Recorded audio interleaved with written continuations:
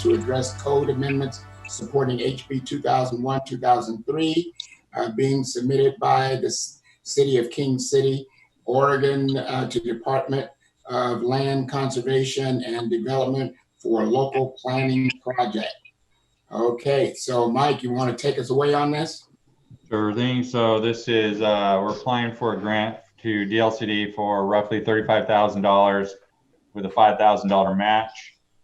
With that, we plan to do some code revisions to our land use code to address compliance for the missing middle income housing. This would be ADUs, duplexes, triplex, quadplexes, and legal language associated with House Bill 2001. We are lumped in with the large cities because we are in a metropolitan area over, and I forget what the exact number is for the ORS. I think it's the one that's over 500,000. Yeah, it's some, or 150,000 or something like that, right? Anyways, we're lumped into the large cities because we're in the metropolitan area. So that makes us have a drop dead deadline of June 2022. So we'd have essentially 2 years to get everything done. But this particular one will address House Bill 2001 and allow us to go through our code and remove any barriers and things of that nature. So there is one element to the package that you have that is going to change a little bit, and that is on, if you look at, bear with me here, it's going to be page, here it is. It's on page 2 of the second attachment. It says task 0, plan and CDC framework. It's on page 2 of the second attachment. So the second attachment would be, I can try to bring it up. Hang on one second. Okay.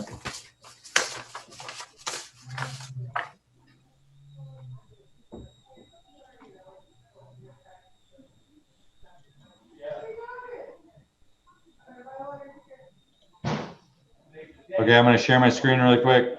Okay.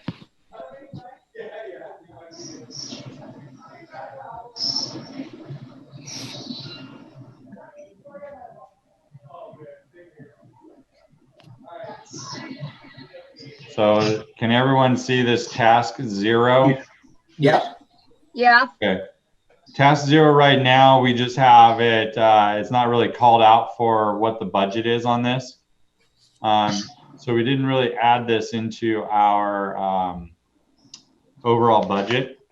But what we are going to do with our application is we're going to adjust that so that it has a couple $1,000s in task 0. So when we go back here to the final page of our packet, right here where it says plan and CDC framework, we're going to add, probably going to add like $1,000 to $2,000 in that line. Okay. We might adjust a couple things down, some of the project initiation and the portions of the CDC audit. So overall, we're rounding this up to about 35,000, and we're going to adjust a couple of these numbers down and add them into the plan and CDC framework portion. Okay, so what's the maximum that we can apply for? Is this the max, or how does that work? No, this isn't the maximum that we could apply for. This is what we feel we need to get it done. Okay. The parameters of the grant are pretty tight in the sense that they'll only cover certain things that are addressing barriers in your code.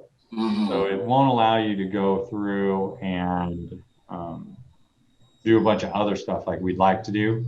Right. A lot of that stuff's going to get lumped into the master planning piece. Right. And it won't allow us to really address those at this time. Mike?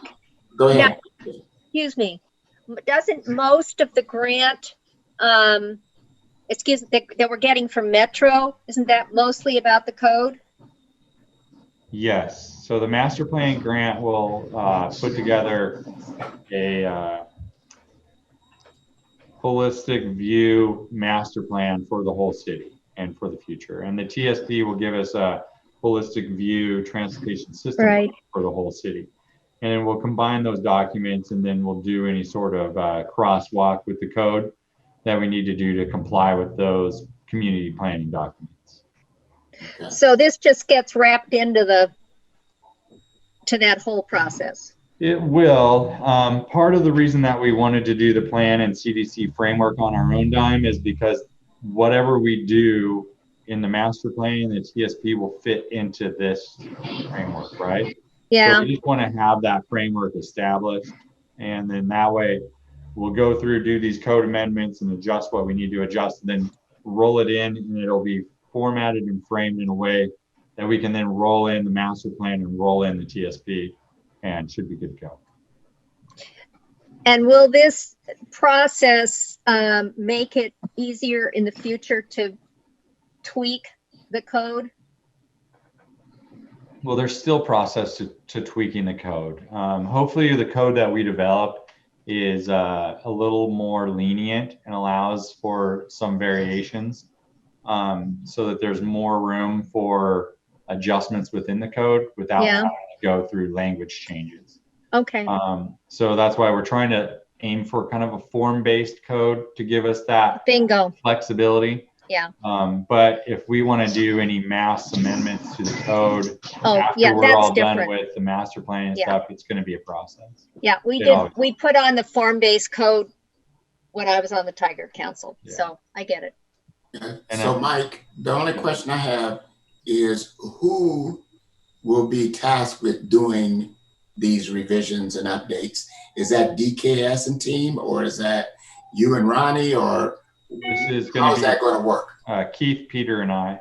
Okay. And we'll pull Ronnie in a little bit here and there, but that's why when we went in here, we went with a slim budget because we're just going to try to do most of this in-house, using mostly Keith, but we'll bounce it off Claire Company and MSA as well. So it'll be us, Claire, MSA, Keith, and Peter. Okay. And how many different pieces are you dividing yourself into, Mike? Well, for my purposes, I'm mostly going to be on just administrative control, and also trying to give them some sort of direction on what the city wants to see and what the council's relaying to me on these sort of elements. And so from my standpoint, I'm just doing the review and administrative project management. And then Keith is taking the lion's share of the adjustments, the writing, and the formatting. Yeah, the reason that's exactly why I asked the question, because it sounds like a daunting task. It sounds like a lot of work to be able to get to that point. Yeah. And I'm always scared if you are taking on the brunt of the responsibility. This one I'm not. For that. Yeah, hopefully Keith will be able to take this for the most part and run with it, and then I'll just be there to review and have Ronnie here as admin support. So. Okay. All right. I feel better already. Should be pretty straightforward. Okay. Hang on one second. All right. So with that, is there any questions on the resolution? It's just a resolution supporting our application, and we'll include the resolution with our submittal with those adjustments that I talked about. So we'll add some funds into what was it, the zero portion of this. It was the CDC stuff. Yeah, it was product zero, right? Or task zero. Right. So we'll just add some funds into task zero, and we should be good to go. Okay. All right. So are there any questions or comments from anyone? Okay. So we need a motion for the resolution. Do we need? I move approval of the motion authorizing Mike to apply for the grant from LCDC relating to the 2001 revisions to our code. Second. Okay, got those, Mike? Yep. Gretchen and Jamie. Okay, do we have anything else we need to cover? That was it. You We need need a a vote on second? it. You need a second? We have a second. Jamie seconded. Seconded. We just need a vote on it. And I think we Okay, so all in favor, let's do roll call so we're sure. Okay. Counselor Paulson, Aye. Counselor Boehner, Aye. Counselor Fender, Aye. Counselor Platt, Aye. and Mayor Gibson. Aye. Okay. So any opposition? So moved, as passes. All right. Awesome. Well, that's basically all I really needed. I don't have anything else. I mean, we just met, and then Keith sent it out like I think it was like Thursday morning or Wednesday afternoon, and I was like, oh my God, we just had a meeting. So thank you very much for coming together and allowing us to get this out the door. Well, I have to say that we're getting much better at this, and you guys notice that the upcoming next council meeting will be at 5 rather than 2. We heard you guys loud and clear. And Gretchen, you're doing so much better. You have improved 100% on your. Well, I took my computer into Office Depot to my technician, and he made some tweaks on it, and it's made it a lot easier. Okay, well, it's very visible. It's for you. So everybody else doing good, family doing well, you know, no issues, no one come down with the virus at this point? Not yet. Doing Although good. I did get your email today. I guess we can go get some testing now, maybe see if we have already had it. Well, you know, because we had that conversation that there's a possibility that some of us may have already had it and didn't know it, you know, so we'll see how that all plays out, you know, and, you know, the push is going on to reopen. And I agree with the governor on this, that we need to take it slowly. We need to take our time. We need to make sure that when businesses do open, that they're going to have the right things in place to protect people, their employees, and also customers. You know, these folks who think this is just some kind of joke and are out protesting to open and gathering in groups makes no sense to me, but they'll do what they want to do. And some of it was incited by the president anyway. So we will. And we'll see a second wave of this virus in some of those states. We will. We will. Already happening in Kentucky, right? Yep. Is it? Yeah. Yep. Week They've after the had protest, they've have a spike. Yeah. I'm And, sorry? you know, Week after their protest, they have a spike in cases in and Kentucky. that's something, and you know, it makes no sense to do this to people, but you can't tell them anything, so they'll do what they want to do. That's the bottom line. So for us, you know, we're doing well. You know, we're out there. People are walking in the park every day. There are more dogs playing on the recreation field than people now. You know, that's just the way it is. Even with the new signs, you know, I went over there on Saturday and there were at least 5 dogs running around off leash. So, Mayor, I posted on Nextdoor a picture of our new sign and put a little friendly reminder about it, and it has garnered a lot of comments. Really? I missed Yeah. There's a ton of comments. So mostly it's a little bit mixed, and there's a lot of discussion about where do dog owners take their dogs to, you know, have them off leash. Take them to the Bonneville lines, man. Right. Well, and then I did that, and then I also put a picture of my family and I with masks on, and asked everyone to. I saw that. Yeah. Yeah. I saw that. That's also getting a lot of comments. Okay, I appreciate it. It's Very much. interesting. The one thing I did, other than on my way back from Office Depot, I went to Gardener's Choice, Mm, and they were requiring you could not come and shop there if you weren't wearing a mask. really? Okay. And which, I mean, and mostly you're outside, but you have to go in to, Right.